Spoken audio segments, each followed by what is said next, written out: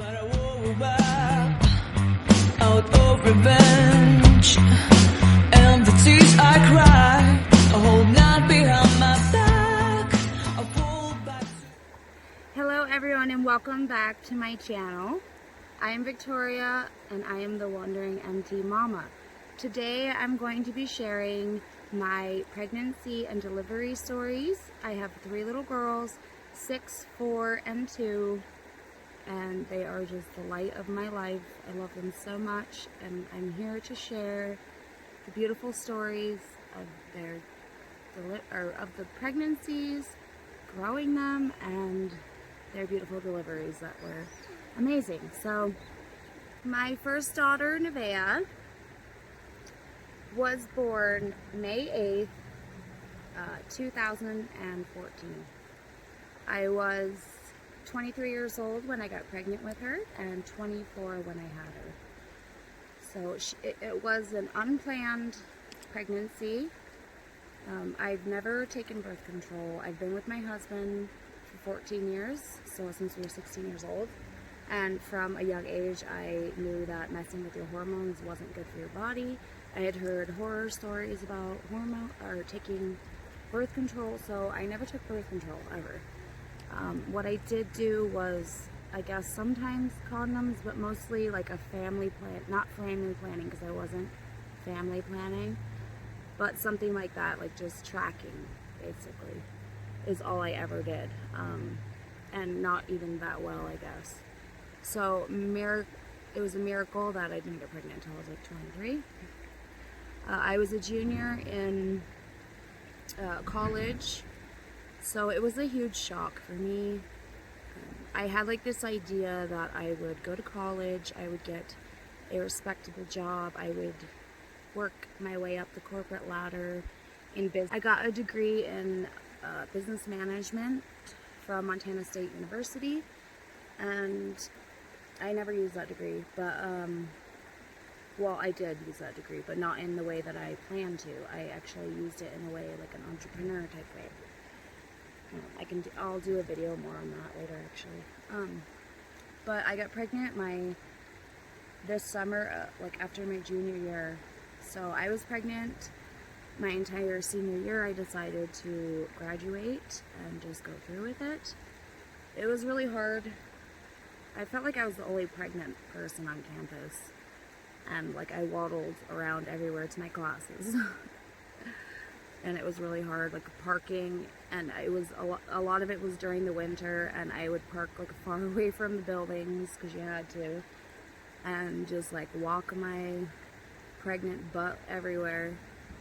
It was horrible. But anyways, I ended up getting like I felt very like it was severe anxiety and depression. I had never dealt with what I'd known as like anxiety or depression before I was pregnant with my daughter. So that was so hard. I could not explain it to anybody, really. I don't even know how to explain it now. My husband didn't know what I was going through because I didn't know how to explain it, and I didn't know what I was going through. I didn't know that I had depression and anxiety. I didn't know what it was. What actually brought me out of it was like 2 months long, and what actually brought me out of it was a book that my mom gave me, and I don't remember what the name is, but if I can find it and remember, I will list it below.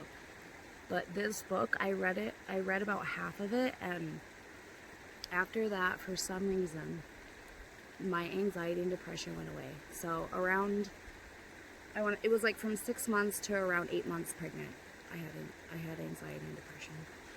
And once it went away, that was like amazing. I started to focus on being excited for my daughter, getting her nursery ready. I was like the typical first-time mom where I just went nuts in the nursery. Everything had to be perfect. Everything had to be brand new. No secondhand things. I'm like completely different now. Like secondhand, yes, okay. But at that time, I thought everything just needed to be perfect for my first daughter. So I feel like a lot of moms do that, but so I really put a lot of attention and focus on her nursery, and just getting ready for her. I was like obsessed with YouTube. I watched moms on YouTube. I watched nursery tours. I watched day in the life vlogs, full-time mom. That was a lot of inspiration, YouTube. And I watched so many like newborn must-haves, first year must-haves, like what to expect out of your first year as a mom, things like that. So that was a lot of help. And if you're a first-time mom, you're pregnant for the first time, it's a huge resource to use YouTube. So I hope to do more videos in the future. Like, I don't have newborns right now, but I remember quite a bit of the things that I used, the things that I liked, the things that worked. And the first time I bought so many things that I didn't use, and I definitely didn't use in my second and third, with my second and third babies. So I will definitely do a video explaining what I use, must-haves, and the things that I would not buy. So yeah, huge resource, and use that if you can, and if it interests you anyways. So moving on, let's just go into, well, let me say the pregnancy was like a normal first time pregnancy. It was like, well, I don't know about normal, whatever. It was, I had like morning sickness, but it wasn't like horrible. It ended around like 3 months, and it was like my checkups and everything were normal. Everything was perfect with the pregnancy. Oh, the only thing was I had low hemoglobin with every single one of my children, and I had to take a iron supplement. So the first time I tried a pill form, and I wouldn't recommend that because it messes with your digestive system and it's not good. So I used a liquid form. It was like cinnamon flavored. It was expensive, but it was good. It was a good one, and it was like a real good iron that your body can absorb. Also, take it with vitamin C because that helps with iron absorption. And then the other thing is make sure that you're taking things with fiber or like increasing your digestive like situation, because if you don't, it's no bueno. So yeah, there's a little tip if you have low hemoglobin. I had it every single one of my pregnancies. So did my mom, so it might be like a hereditary thing. So moving on into my labor story with my sweet little Nevaeh. It was definitely my hardest labor and delivery, and it was the longest. So it started around like midnight on, I guess right after midnight on May 8th, and it was about a 9-hour labor and delivery. And I'll post like the stats and stuff like over here. Her weight and her length. She was like normal weight and length, I guess. And so it was hard. Like it was, I had birth at the Bozeman Birth Center, and it was all natural birth. I didn't use any pain medication at all, and it was just the bath water, the warm water was the only medication. And they don't like you to have it like too hot because of the baby, so it was like, it wasn't even that hot. So I labored in the bathtub for probably, I guess, like 8.5 hours. I pushed for about like 20 minutes. I got out onto the bed. Actually, I got out onto the bed like probably an hour before I gave birth. So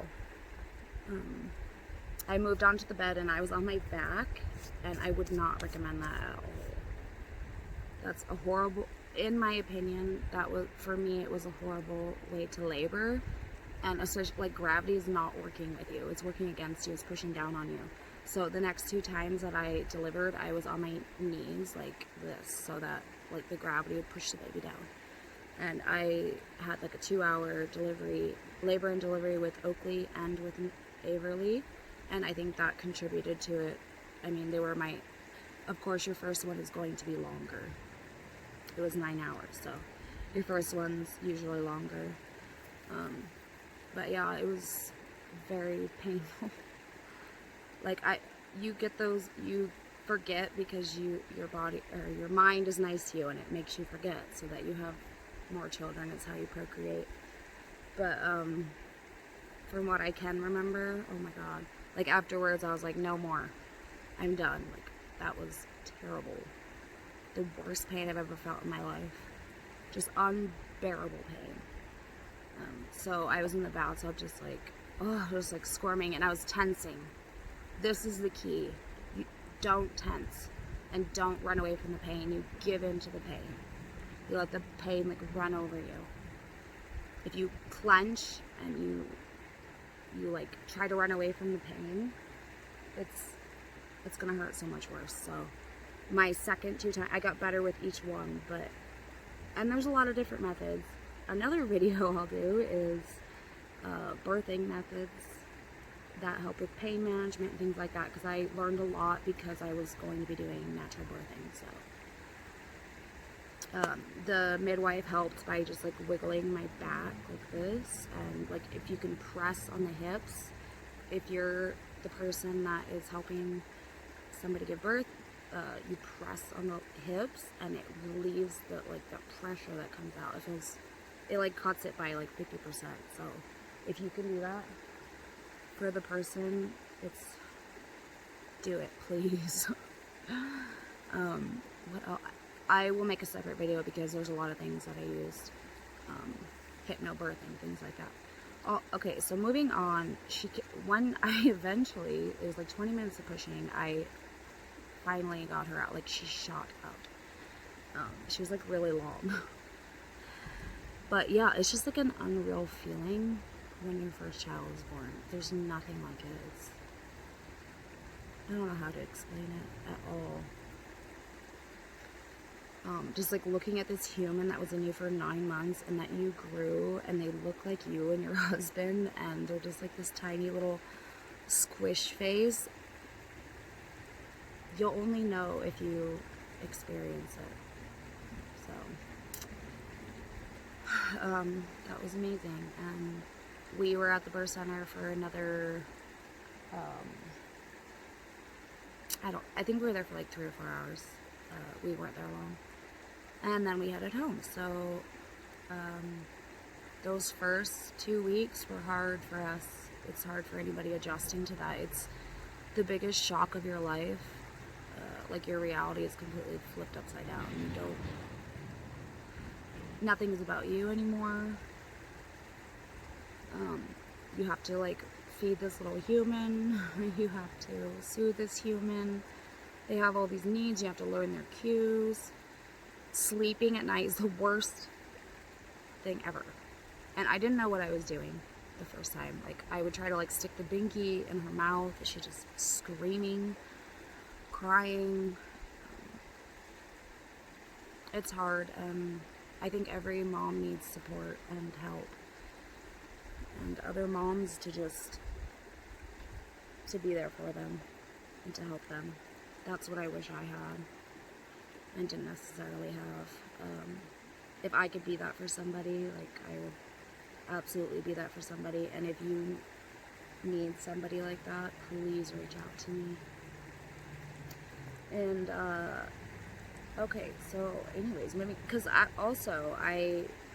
didn't have mom friends at that point. Like, all my friends that I had were people that didn't have kids, and so that was, for a while, like a year and a half, I didn't have mom friends, and it was really, really hard, and it was really lonely, and I didn't do much. I didn't get out of the house. I just stayed at home, and I did chores and whatever. It was boring because there was a baby. Like, she was so cute and so fun to play with and so fun to cuddle, but I was bored out of my mind. So yeah, reach out if you need a mom friend. Reach out if you need advice, anything at all. Okay, so I'm gonna move on to my next daughter, Averly, my middle child, my sweet little Averly. She is 4 years old, and she was born May. Did I say Nevaeh was born May? I don't know. But Averly was born May 8th, 2016. and she was born at the same place that Nevaeh was born in Bozeman at the Bozeman Birth Center. She was born, I'll put all the times, weights, all that also up here in the corner. But she was born quickly, like 2 hours, and I was like so grateful, thankful for that. It was very intense though. Shorter labors can be very, very intense because your contractions are, I don't know if they're closer together, but they're stronger because you're moving the baby down quicker, and so yeah, it was very difficult and painful, but it was quick, so I'm very grateful for that.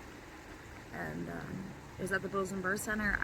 My water actually broke this time. My water didn't break with Nevaeh, and I walked around. Or actually, I went into the birth center first. They checked me and everything. They just said, let us know. And if my water didn't break in the next, I think it was 24 hours, they said that I would have to go to the hospital. And I am scared to death of hospitals. Like, really scared to death. So I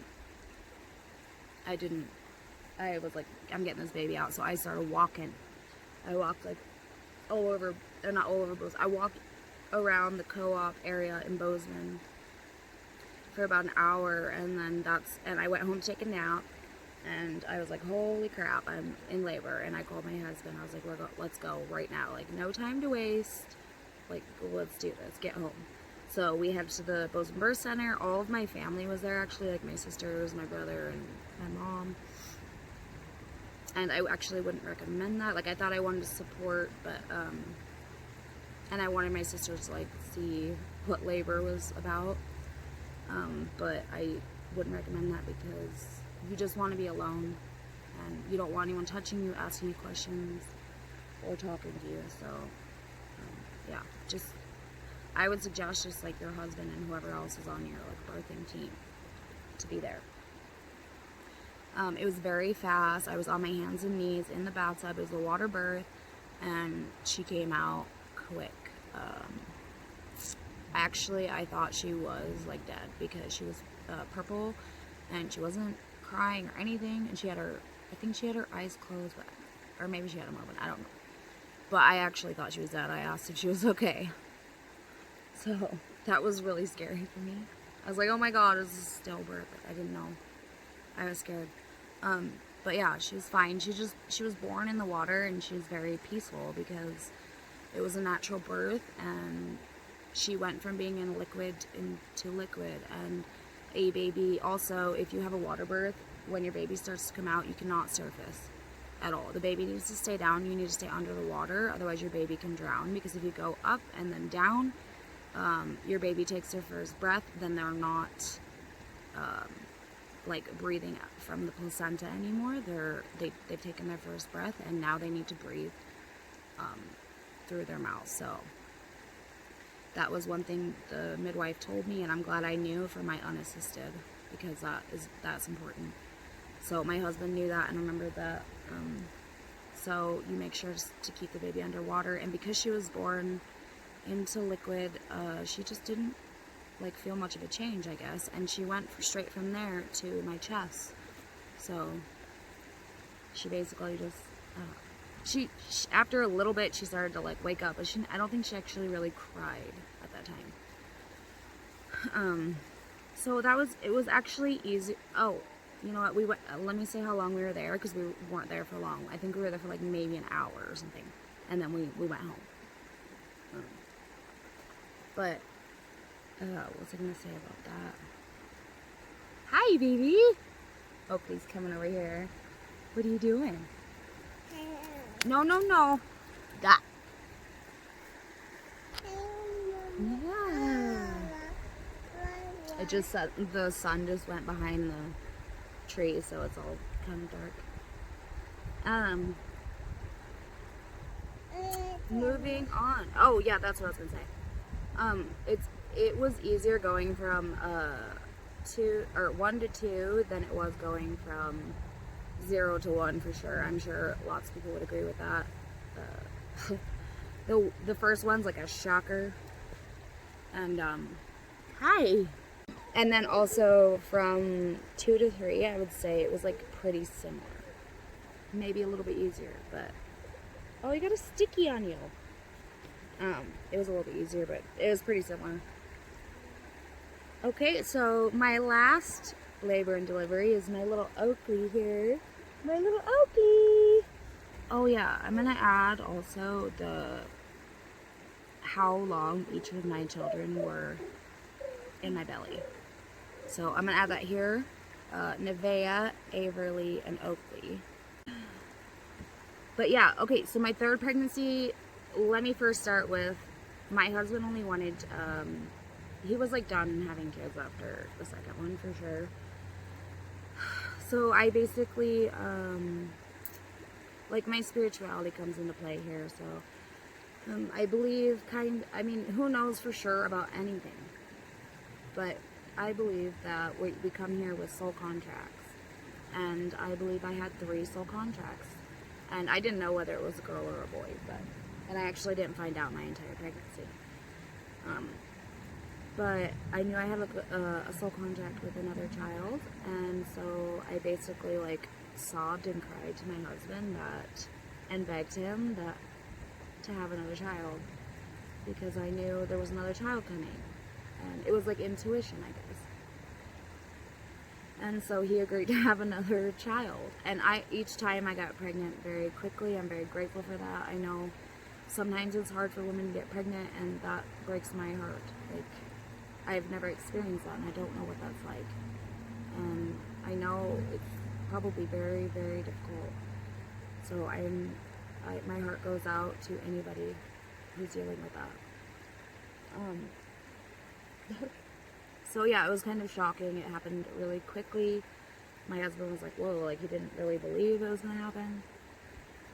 So that pregnancy was hard, and I'm glad that was my last pregnancy. I was like so grateful for that being my last pregnancy, and I struggled with wanting to cherish it so much because it was my last one, and going through the pain and all of that came with it. It was like my entire body hurt all the time. My morning sickness lasted a long time. I threw up every morning. It was very hard to eat. I didn't have appetite. I had with all of my pregnancies except for the first one, I had breastfeeding aversion, so I had to stop breastfeeding my children at like 14 months old, even though I didn't want to.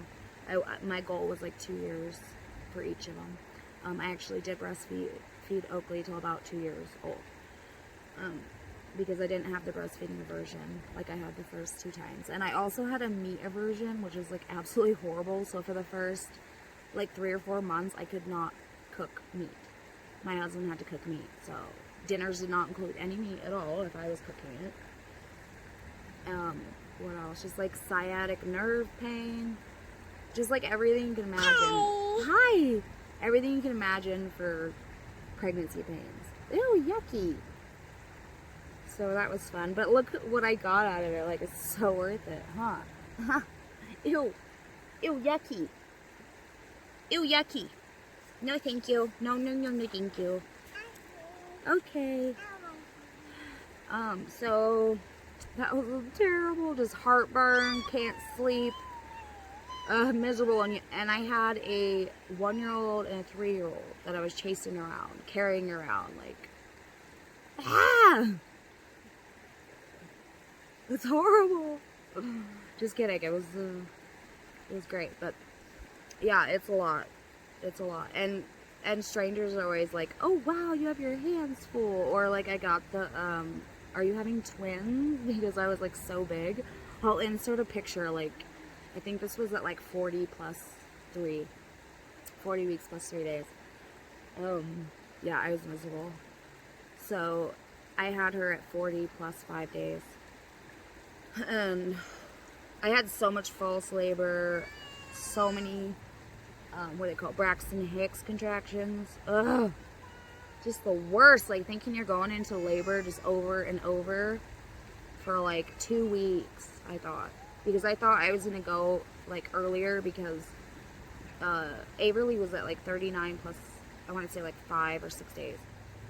So I thought I was going earlier and I went later. So, that was horrible waiting for that. Just like the anticipation, and I was doing it unassisted. So let me go all the way back to my prenatal care. So I had prenatal care up until 6 months.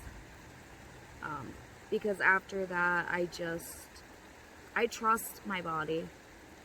Women have birth for a long time. Women have taken care of their own prenatal care for a long time. I trusted that everything was okay. I did that in every single one of my pregnancies and every single one of my labor and deliveries. I trusted that I was going to be okay, the baby was going to be okay, everything was going to be okay. And at each and every time, it was. So, hi! I believe in the power of that, for sure. Hi! Say hello. Hi! So, I did not get any of the interventions. If you'd like to know more about birthing and interventions, look up the movie, The Business of Being Born. I watched that and it just changed my mind about it. Also, I did not use a Doppler or get ultrasound. I don't think I got an ultrasound for Averly, but I can't remember. I did for Nevaeh. I think I did for Averly. For Oakley, I didn't because I watched this thing that freaked me out. It said Dopplers and ultrasounds, like they're radiation. So it's not good for your little sweet little tiny baby in there to get radiated. So if you want to learn more about that too, please let me know and I'll send that through. Also the glucose test, I didn't do that because for one, the red juice is like just so nasty. Like I am not a judgmental person. Like I don't judge anybody for taking the glucose test at all. But in my personal opinion and for myself, I just didn't want to put that liquid in my body. For one, there's other ways to do it. At the birth center, I did do a glucose test, and it was like they gave you breakfast options and drinks, like orange juice. There's other ways of doing it besides take. So ask your doctor if you can do it a different way, and they may let you. I know at birthing center sometimes they do that. So I didn't take the drink, and I just trusted in my body that everything was me okay. And I also had all my blood work done, and just I knew that I was like healthy and everything was fine. I had already had 2 babies. So, I didn't do any of that, and I also didn't get any vaccines. Shoot me a message if you want to know more about why I didn't do that. And, what else? So I did a lot of, just like searching in myself, like finding my power to, like taking back my power. Taking back my birthing power, to be a woman, to be a woman for me was to birth on my own, like know that my primal instincts would kick in, that I'm a woman, that it's in my DNA, it's in my genes, and I could do it. So I watched unassisted, and I learned from that. Free birthing is also another word for it. So it was me and my husband there at the house. My mom was there. She was watching the girls like in the back room, but they weren't like involved they weren't out there watching or anything. But yeah, it was 2 hours. I'm trying to remember like what time. I'm gonna put the times in, but it started around like maybe 2 or 3 o'clock in the afternoon. I bounced on the ball for a while my husband started to fill up the kiddie pool. I got a kiddie pool on Amazon, and I will link below my birthing kit for my unassisted. So it was really cheap. I think I spent like maybe $50 to $100. I don't recall, but like that's with everything, all the aftercare, like the tinctures and all of that, like the baths, sitz bath. So I'm going to list all of those below in case you're interested in having your own unassisted birth. And I would love to speak to anybody who is interested in having an unassisted or a free birth. I love that topic. I had an amazing experience with it, and I'd love to inspire you to have your own and take back your power. It gave me, like, it just changed me in so many ways. No. Don't throw sand at mommy. No, thank you. It changed me in so many ways. I feel like Oakley's a free spirit because she was free birth. So that's like a very passionate topic for me. So also during the labor, I was very sick, nauseous. So in between each contraction, I was sick. I felt like I was gonna throw up. I was just like moaning. Terrible. Thank God it was only a 2-hour labor because, and my husband was filling up hot water on the stove, like heating it up, because our hot water isn't that hot. He had like a hose attached to the sink, and it was nice at first. It was too cold, then it was nice, and then it got so hot, so I was nauseous, so sick, and it was so hot. So in between. Also, when my, she was still in the sack, so my water never broke, and when it popped, it was the scariest, loudest sound. I didn't know what was happening, but I freaked out. My husband didn't know what was happening. He was like, what was that? So don't be alarmed if that happens to you. So I was on my hands and knees, and then as she was, like, coming out, I flipped. She came out quickly, like, after I started to push. I flipped over, like, on my back, and this is the part where, like, if you're having a water birth and you start to have your baby starts to come out above the water, and then you go down under the water, like, your baby can drown. So my husband remembered this, and he, like Superman, just, lift my, well, actually, I was gonna crush her head. This sweet little noggin. I was gonna crush her little sweet head. So my husband, in all his Superman strength, lifted my butt up, and also making sure that I didn't, like, once she started to come out, making sure I didn't come above the water. Without him, I could not have done this. He coached me through it. He did an amazing job with the water, boiling it on the stove. You're so sweet. So, what's the rest of your story, Oaks? You shout out. You shout out. Okay, so that's pretty much it. Oh, you know what? Oakley's placenta did not come out for, I want to say it was like 12 to 14 hours.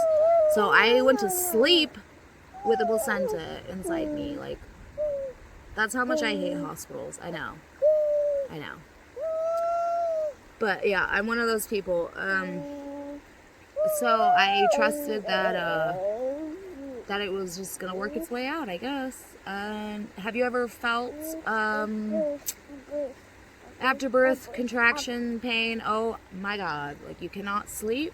You're just in so much pain from, like, getting ripped and shredded. Sorry, that was TMI.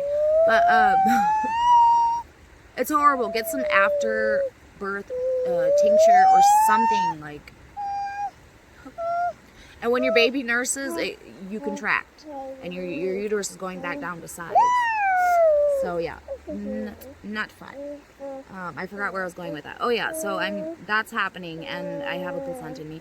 The next day, I'm, like, freaking out because I don't like doctors, and I don't know what that's called.